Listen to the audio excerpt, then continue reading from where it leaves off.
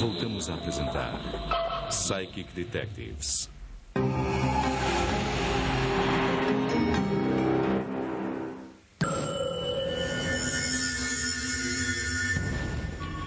Coming up next on Psychic Detectives, the face of the killer emerges.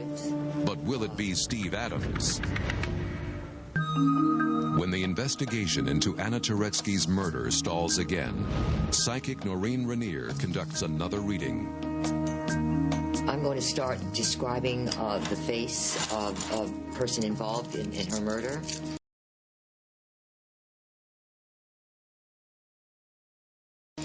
Using her sixth sense, Noreen will try to get a good look at the killer's face.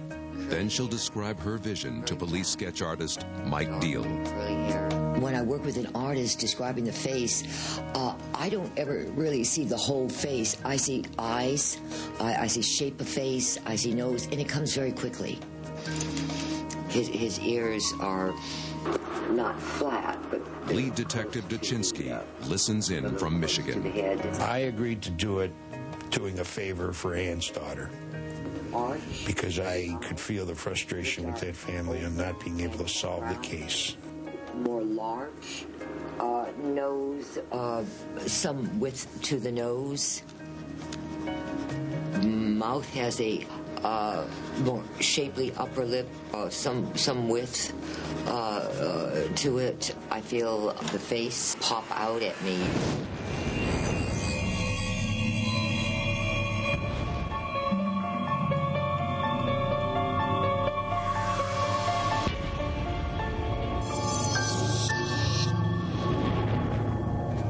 Slowly, the face of the killer emerges in startling detail.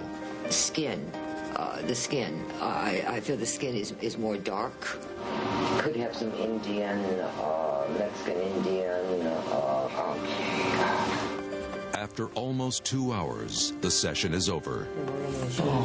That's very similar to what I said, yes. The sketches are immediately sent to Michigan. I remember when they came, like a kid at Christmas time opening a package. And what Duchinsky gets is more than he expected. He's seen this face before. It resembles Dr. Jasabi Desai, Anna Turetsky's business partner. After her death, he became the sole owner of both medical clinics, worth over $2 million. Now, investigators re-examine the business that Anna and Desai ran together. And when they recheck Desai's bank accounts, they find the evidence to crack the case wide open. A $2,018 check written from one suspect to another. There was a check that Dr. Desai wrote to Steve Adams that he was trying to say was for maintenance work that was done on the clinics. The check was what the payoff was for the murder of my mother. With this new evidence, police arrest Desai and Adams and charge them with the murder of Anna Turetsky. Finally, years after her death, Dr. Desai is convicted of first-degree murder and sentenced to life in prison. Adams is convicted of solicitation to commit murder and gets 10 months behind bars. To this day, investigators are still unsure what happened to Anna Turetsky in the hours after her disappearance. The general thought was that apparently when Ann left the business that day, she was going to a meeting with Desai to straighten out the business problems. And the feeling was that wherever she got to, Adams was there and did his deed.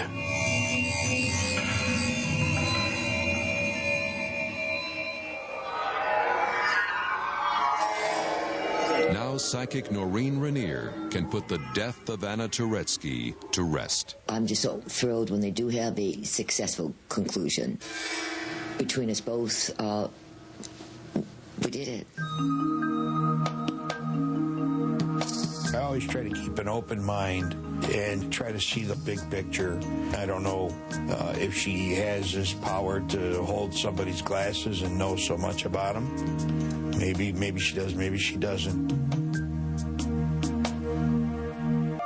A 17-year-old boy reports to work, then vanishes in the middle of his shift. It was like he completely disappeared. No trace, no nothing. His family is mystified, and in a desperate search for answers, turns to an unlikely source for help. I have means and capabilities of going into areas, reaching into areas that the police cannot go into. Can detectives use a psychic's vision to catch a kidnapper?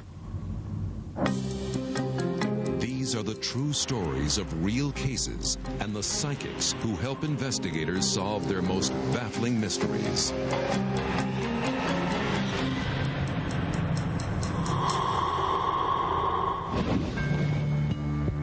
Every fall in Malvern, Arkansas, the Eford family looks forward to the start of deer hunting season. It's 2 weeks of the year when 17-year-old Tyson can spend some quality time with his parents. But one night, Tyson doesn't show up as planned. We'll go get the four-wheeler.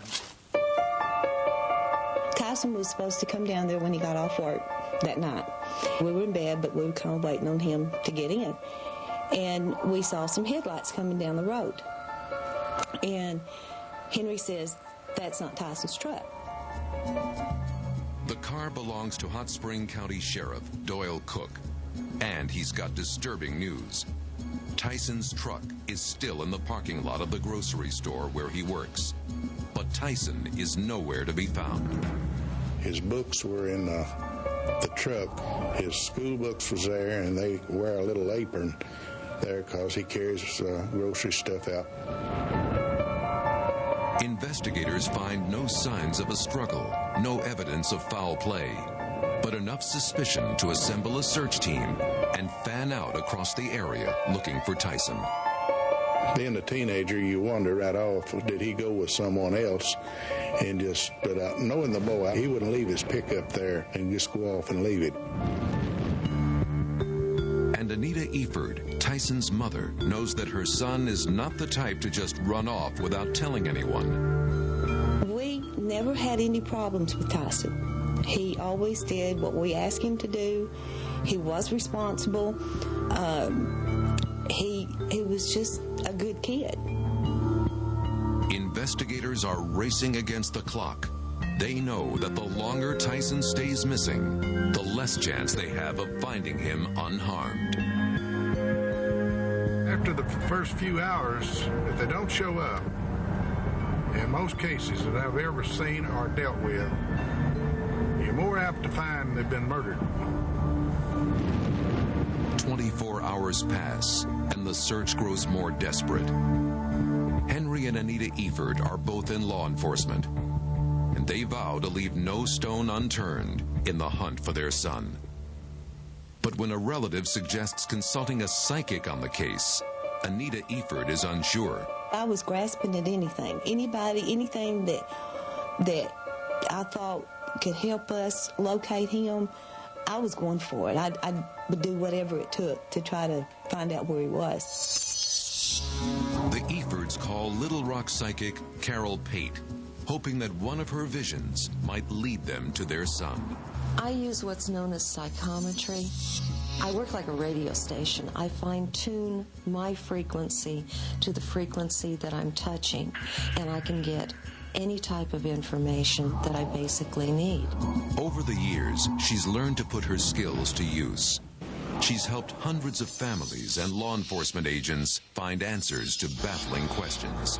I don't have the facilities or the means or ways of solving the case, but I can give the police a way to go, a place to look, an area or an avenue that they did not know exists. And that's exactly what she hopes to do as she heads to Malvern to meet with Henry and Anita Eford. Coming up next on Psychic Detectives, Carol Pate has a vision and gives the Efords a glimmer of hope. First off, I want you to know that he's alive. Visions of the unknown have been haunting her since she was a little girl. I knew things. I knew what was going to be happening. I knew when somebody was going to die. It was very, very difficult. And there was no one there to explain it to me. No one. While the manhunt for Tyson continues round the clock, Anita and Henry Eford request a consultation with Carol. Let me explain how I work. Carol asks for a photograph of Tyson. And when she touches his image,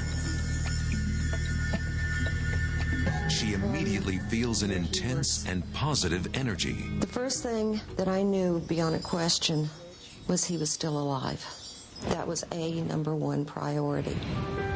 But frightening and violent images start flooding her mind. I felt the trauma of the abduction.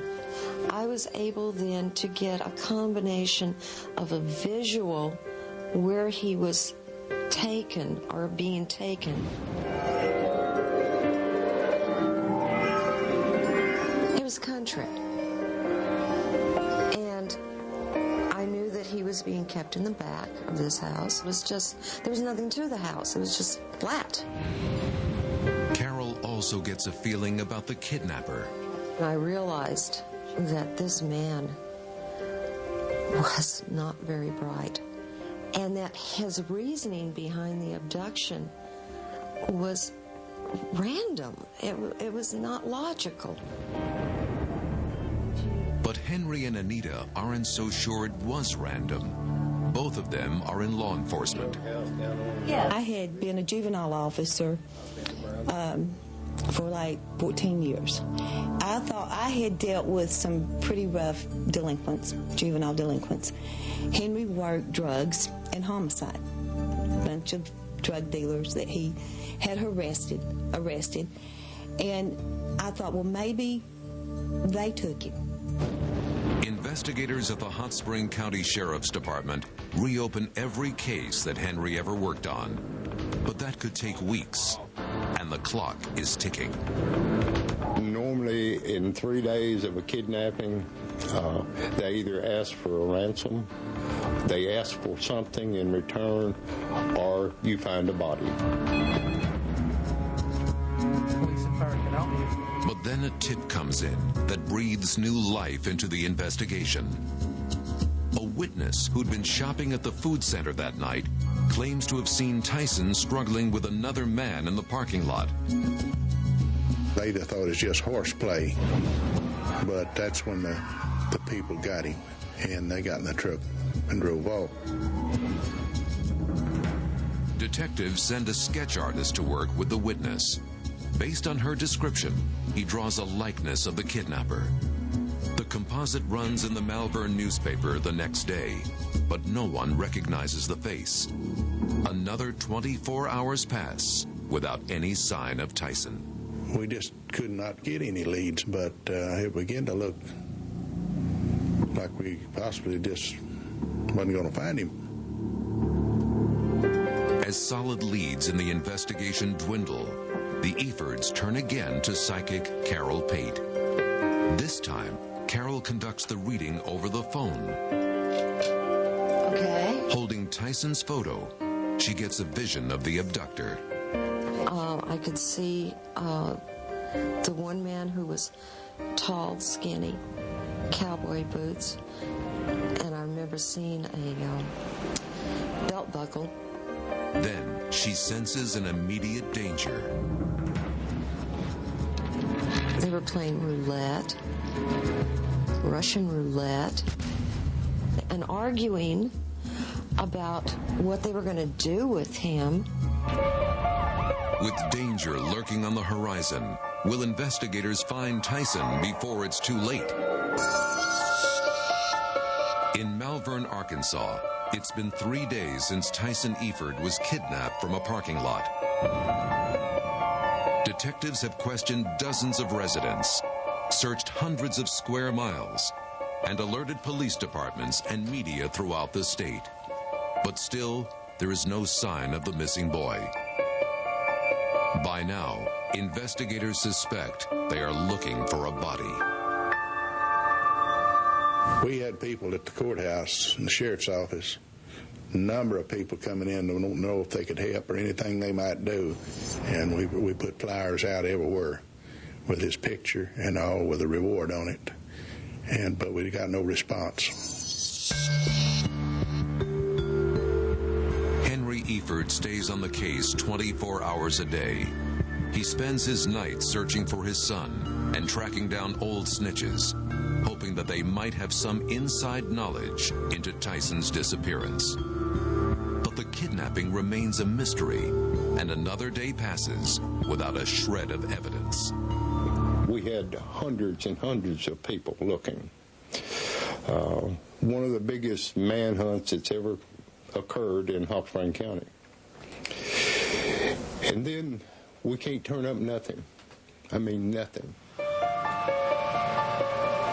Desperate for answers, the Efords ask Carol Pate to come to Malvern one more time. They bring her to the parking lot where Tyson was last seen alive. I wanted to feel the trauma of the energy of abduction, to get a better feel on the person that abducted him. When he took him, Tyson was traumatized. He was scared. And that leaves a strong residue of energy. And it helps me to then follow that trail of energy. Henry and Anita Eford can only watch as the psychic describes their son's terrifying experience. This all happened very, very quickly. He was hit in the head. He was dragged. He was put in the vehicle, blindfolded. I was able then to get a feel of the abductor as to which way he went, plus a trail of the energy. But then, Carol is struck with images that do not make sense to her.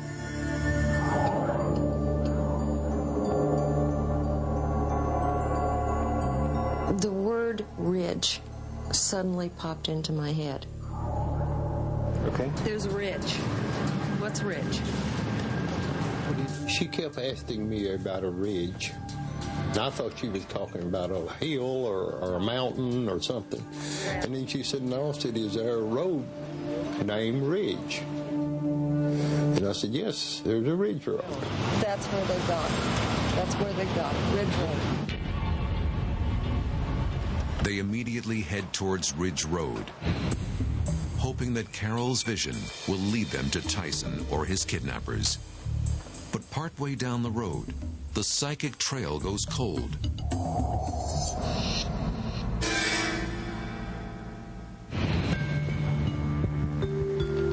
I've lost it. All of a sudden, I just went blank. I was blank. It's kind of like being a bloodhound, and you're on the scent, and you're going, and all of a sudden, there's water. No more scent. Another dead end, and a fifth day passes. The Efords cling to a shred of hope. There is no such thing as a perfect crime. There is some evidence somewhere, and you just got to find it.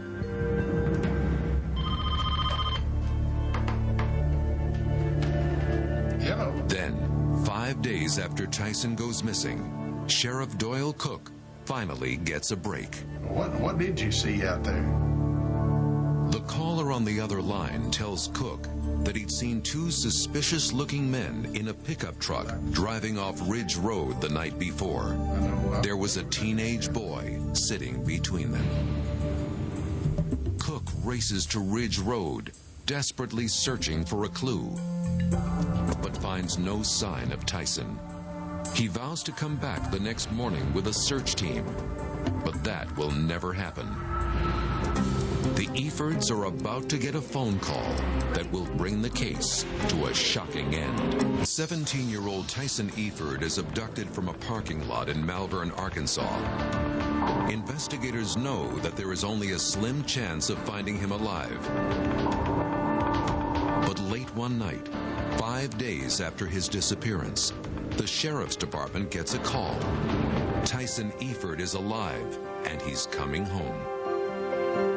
I happened to be home that morning. I'd went about as long as I could go without sleep. So my dispatcher called me and said that Tyson's at the hospital. He's been released. And the first thing I asked how he is, and he said, well, he's going to be all right. But what had happened? Who had taken him? And how had he managed to escape? Tyson Eford lived to tell his own story. I was working at Food Center, and I was approached by this man wearing camouflage. And he told me that his buddy has hit my truck. We might need to go out and look at it. We went out there, and I bent down and looked at it. He was standing behind me. He grabbed me around the throat, held a knife to my throat, and dragged me across the parking lot. The man shoves Tyson into his pickup truck, where a second man waits behind the wheel. With Tyson as their captive, the two men speed out of the lot. I noticed that the abductor that took me from the store was wearing camouflage and a belt buckle. And I kept looking at that belt buckle to see, distinctive things that I could remember if I, could get away. This police video shows the house where Tyson was held captive. It's just a few miles from family and friends, but impossible to escape. Held at gunpoint, Tyson took note of everything around him, including a letter addressed to a Carl Meany on Ridge Road. For the entire week, Tyson was subjected to emotional and physical torture at the hands of his captors. Carl Meany pulled out a pistol, and I don't know if you, let's see if I explain this. Russian roulette. What that is you put one bullet in a chamber and you spin it. And you put it to someone's head and you click the trigger. You click like you're going to shoot them. Well, he did that 3 times. So I started crying. I was scared to death. I thought I was going to die. And things may have ended that way had Tyson not outsmarted his captors. I convinced him, I lied to him, to get out. I basically was trying to be his friend, trying to, convince him, look, I promise I will not say nothing. Just please let me go. You would do anything and say anything to get out of what that I was in. And I took off. I started running as fast as I could. I went on and I ran to the first house that I knew that would probably answer the door. It was the most remarkable thing, I guess. I guess that's the word for it. There's really no words to describe how relieved I was that he was back. After Tyson is reunited with his parents, he leads investigators back to the house on Ridge Road. When Carl Meany answers the door, police take him into custody. 1 day later, investigators track down Meany's accomplice. They are charged with rape and kidnapping.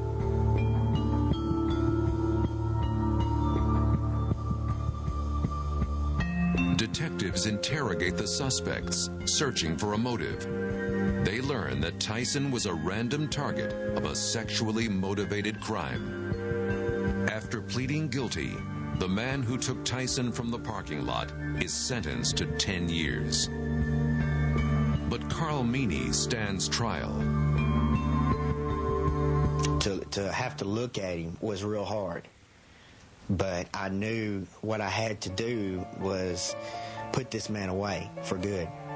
And he does. Carl Meany is found guilty and sentenced to life in prison.